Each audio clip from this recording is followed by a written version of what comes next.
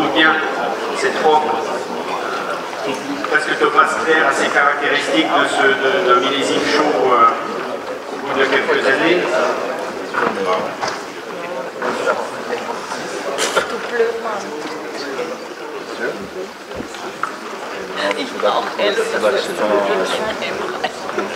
Il est très subtil. On retrouve des notes caractéristiques qu'on retrouvait tout à l'heure sur le vin stadium. Pas automatiquement des arômes d'agrumes fins, frais, on est plus sur du fruit cuit, du fruit confit, des épices à nouveau, des fruits secs, un peu de fumée, un peu de tabac. Enfin, on a beaucoup d'arômes plus originaux. On ne trouve pas automatiquement sur les vins d'Alsace et sur le Riesling. D'ailleurs, ça pourrait être... et là, ça c'est un caractère que l'on trouve dans certains vieux vins, c'est qu'à un moment donné, le cépage est naturellement souvent dominé par le terroir, mais ça c'est classique, mais que le cépage s'épage tellement qu'on peut, entre des chardonnays de Bourgogne, s'il n'y avait peut-être pas de bois, retrouver des similarités avec les nez de ce type-là.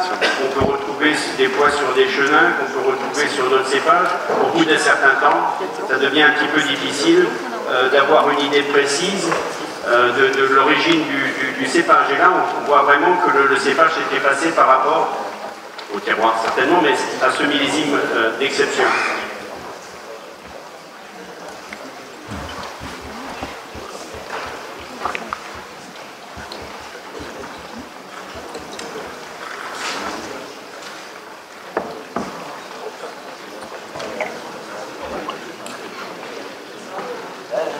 Une attaque par contre en plus vive, un acidité un petit peu plus forte sur ce vin-là que c'est à Kirchberg, et c'est la décision d'une vendange un petit peu plus précoce, ou de chercher une maturité moins forte, mais là on retrouve bien la trame acide du Riesling, une certaine droiture, même si on a une certaine générosité en bouche qui est classique du millésime, mais on n'a pas la même impression de chaleur et de richesse que dans le vin précédent. C'est deux styles quand même assez différents.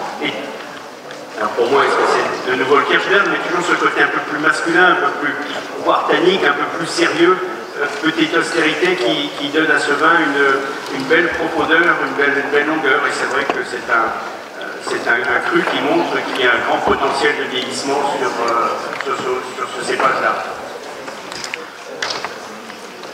En finale, on finit un petit peu court. On a quand même 83... ça fait quoi, une trentaine d'années aujourd'hui, c'est quand même assez sérieux, donc combien déjà comme ça? Mais bon, on peut pas lui demander plus, mais c'est vrai que là, la finale est un petit peu courte à ce stade, même s'il y a ces amers que moi j'apprécie beaucoup, qui sont très agréables. Je ne sais pas s'il y avait un petit peu de douceur au départ, mais s'il en avait, ça a certainement aidé aujourd'hui, parce que ça lui permet d'avoir une petite longueur. Peut-être nous en parler un petit peu? Non, moi je ne trouve pas court. Merci. Alors 83, quel grand millésime. J'ai plein de souvenirs en 83. Ça a commencé par un hiver qui était exécrable. On avait de la neige au mois de février. Et je me rappelle très bien, le 19 février, il y avait une panne de courant. Cette panne de courant était extraordinaire, c'était une nuit formidable que j'ai passée avec mon épouse. À tel point que le 19 octobre, eh bien, Carole est née. Ma fille, 35 ans. Et pour l'anecdote, un mois après, il y a mon ami Pierre qui s'est marié. Et là aussi, c'était la grande année en 83. 83, c'était un millésime que j'ai vinifié, c'était mon 10e millésime.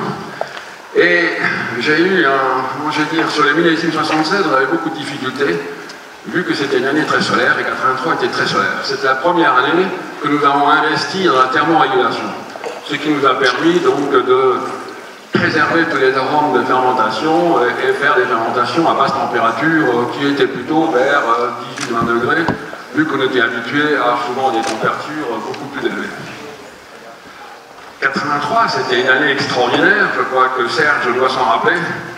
Pour accéder à l'auberge de Lille, il fallait ramer, il fallait en barque.